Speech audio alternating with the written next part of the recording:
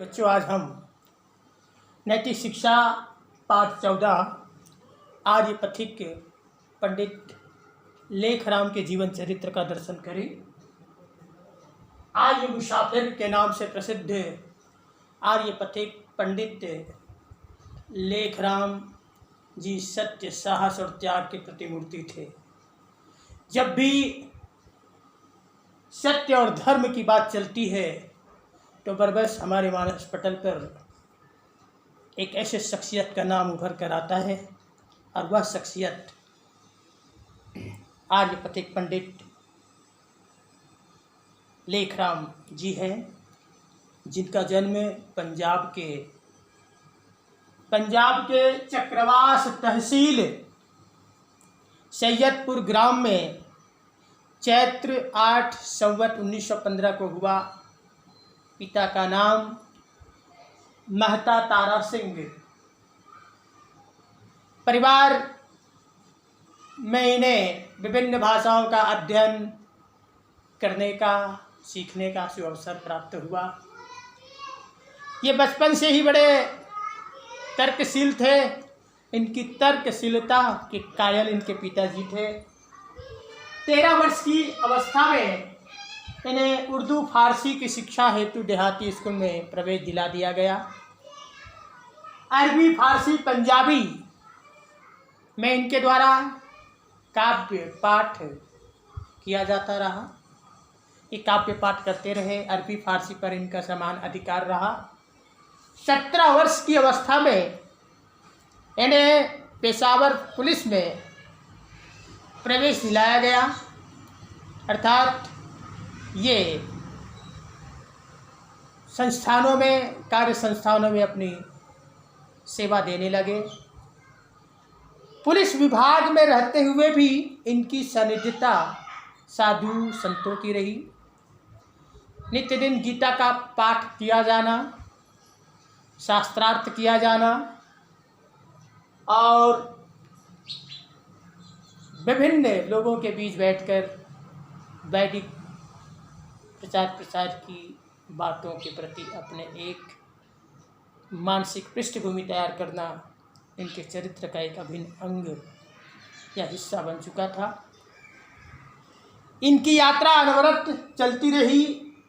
वेदांत पर विशेष अभिरुचि रही।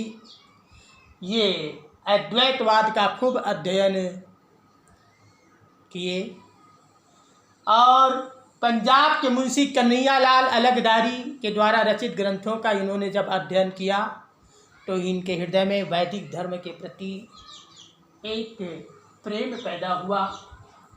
अजमेर में जब स्वामी दयानंद जी के साथ इनकी 16 मई को वाटिका में प्रथम और अंतिम बार मुलाकात हुई तो ये काफ़ी अभिभूत हुए। धर्म के प्रति आस्था, वैदिक धर्म के प्रति आस्था जागृत हुई। वैदिक धर्म के प्रचारक बन गए और संत दामोदर दास से जब इनकी मुलाकात हुई तो उनसे भी इन्हें सानिध्य प्राप्त हुआ। और जब संत दामोदर दास ये कहे कि सब कुछ ब्रह्म है, ब्रह्म ही है, तो पंडित लेखराम जी कहने लगे, आप भी ब्रह्म है, मैं भी ब्रह्म हूँ, यह पुस्तक भी ब्रह्म है। तो संत के ने कहा हाँ। बस पंडित लेखराम जी ने पुस्तक उठाई और चल दिए। जब पुस्तक मांगे जाने का आग्रह संत जी के द्वारा किया गया तो वे कहने लगे कि ब्रह्म का ब्रह्म से मांगना कैसा। जीवन के इस दौड़ में 35 वर्ष की अवस्था में ये गृहस्थ आश्रम में प्रवेश किए। इनकी पत्नी लक्ष्मी देवी जो है वो सच्ची गृहिणी थी। जीवन जो है विभिन्न झंझावातों से घिरा रहा, लेकिन इन्होंने कभी पराजय स्वीकार नहीं किया। बहुत सारी समस्याएं इनके सेवा के क्षेत्र में पैदा हुई और वे चूँकि स्वतंत्र विचारधारा के थे, हिंदू मुसलमानों के बीच खड़ी खोटी जहाँ पर होती ये सुनाया करते थे। कड़वा सच कहने वाले ये प्रवक्ता विभिन्न सेवा काल के दौरान संकटों से घिरे रहे। अंत में इन्होंने 24 जुलाई 1884 को पुलिस विभाग से त्याग पत्र दिया और फिर स्वामी दयानंद जी के मार्ग प्रशस्त करने के लिए एवं उनके जीवन चरित्र को सामने लाने के लिए इनके द्वारा राजस्थान, उत्तर प्रदेश, कलकत्ता, अजमेर, बीकानेर जैसे अन्यान्य प्रदेशों की यात्रा इनके द्वारा की गई। जीवन चरित्र जुटाए गए और जीवन चरित्र को लिखने का प्रयास भी किया जाने लगा। लेकिन कहा जाता है जब जीवन में कोई ऐसे तिथि मुकर्रर हो तो किसी का कोई बस चलता नहीं है। स्वामी दयानंद जी के जीवन चरित्र जो लिखने की बीड़ा उठाए थे वो अधूरे छोड़ गए। बात यहीं नहीं थमती है इनकी योग्यता और प्रवचन की। लोग कायल हो गए। मुसलमान जो भाई थे वे वैदिक धर्म को स्वीकार कर लिए। इनके द्वारा विभिन्न पत्र पत्रिकाओं का भी प्रकाशन किया गया। कुल्लियात मुसाफिर के नाम से चर्चित रचना सामने आई। रिसाला, सत्योपदेश, आर्य गजट, सद्धर्म प्रचारक जैसे अन्यान्य कई ग्रंथें प्रकाशित इनके द्वारा किए गए। और जब एक तिथि आती है फरवरी 1894 को, एक नाटे कद का व्यक्ति इनके साथ रहने के लिए अपनी बातें रखी। ये बड़े ही सीधे सहज सरल स्वभाव के थे। अपने साथ उन्हें रखते थे, भोजन किया करते थे, रात्रि में विश्राम किया करते थे। कुछ दिन तक ये दौर चलता रहा।